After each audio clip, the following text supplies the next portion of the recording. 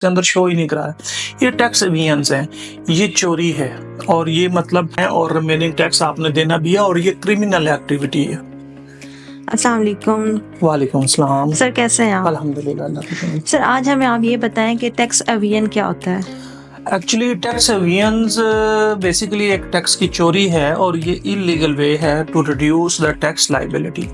आप जब डेलिबरेटली जो है वो टैक्स लाइबिलिटी को रिड्यूस करने की कोशिश करते हैं, फॉर एग्जांपल आपका टैक्स पेएबल है 1 लाख रुपया और आप चाहते हैं कि ये 50,000 हो जाए या 60,000 हो जाए, ये कम हो जाए, जी सर। तो आप जो इलीगल रास्ता इख्तियार करते हैं वो टैक्स एवियंस हैं। इसमें बहुत सारे एग्जांपल्स पुट ऑन की जा सकती हैं कि आप या फिर आप अपने टैक्सेबल इनकम को कम करना चाहते हैं, कम रिड्यूस शो करवाते हैं, आप डुअल अकाउंटिंग करते हैं टैक्स के लिए और अपने लिए और, तो ये सारी चीज़ें टैक्स एवियंस हैं।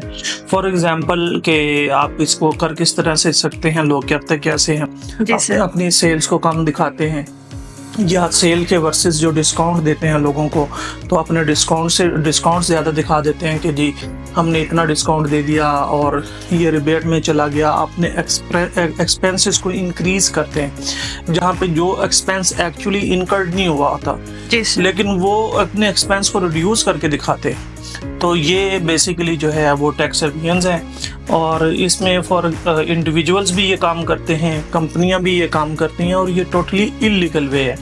फॉर एग्जांपल इसमें आप फेक एक्सपेंसेस डाल रहे हैं, कैश यूजिंग है, आपके पास पैसे, आपको एडमिसिबल एक्सपेंस आपका तभी होगा जब आप प्रॉपरली पे ऑर्डर या चेक या ऑनलाइन डोमेन या ऑनलाइन मीडियम के तहत आप पेमेंट करेंगे किसी भी वेंडर को, किसी भी अपने क्लाइंट को, पेएबल्स को, लेकिन आप उसकी वर्सेस कैश यूज़ कर रहे हैं। रेवेन्यू जनरेट करने के लिए भी आप कैश पेमेंट रिसीव कर रहे हैं, आप पे ऑर्डर रिसीव नहीं कर रहे और आगे आप अपने वेंडर्स को भी कैश दे रहे हैं, यानी कि जो आपका कैश का पैसा आया उसको आपने किसी भी बुक्स ऑफ अकाउंट्स के अंदर शो ही नहीं कराया। ये टैक्स एवियंस हैं, ये चोरी है और ये मतलब टैक्स की लैंग्वेज में ये एक बड़ा गुनाह है और ये डेलिबरेटली लोग इस करप्शन को करते हैं और बहुत सारी कंपनीज, बहुत सारे लोग इसके अंदर मुलव्वस हैं। आप अपने रिबेट को इंक्रीज कर देंगे, एक्सपेंस को इंक्रीज कर देंगे, आपको समझ आ रही है ना? जी सर। और आप टैक्स रेट को गलत तरीके से अप्लाई करेंगे, मुख्तलिफ चोरी के रास्ते तलाश करेंगे, ये सारी की सारी टैक्स एवियंस। सर ये पनिशेबल है? जी ये पनिशेबल है। अगर आपने टैक्स एवियंस की हैं और वो पकड़ी गई हैं, आपके ट्रांजैक्शन मॉनिटर हो गई हैं, तो आपके ऊपर FIR भी है, आपके ऊपर पेनल्टीज भी हैं और रिमेनिंग टैक्स आपने देना भी है और ये क्रिमिनल एक्टिविटी है। इसमें बहुत सारे अदारे काम कर रहे हैं, जैसे I&I है, इंटेलिजेंट इन्वेस्टिगेशन FBI का एक अपना अदारा है, वो AML लॉ जो है एंटी मनी लॉन्ड्रिंग लॉ, उसको भी मॉनिटर कर रहे हैं। इसके अलावा बहुत सारे टैक्स एवियंस को रिड्यूस करने के लिए, कम करने के लिए वो बहुत सारा वर्क कर रहे हैं और ये लीगल वे है, तो इससे बचना चाहिए।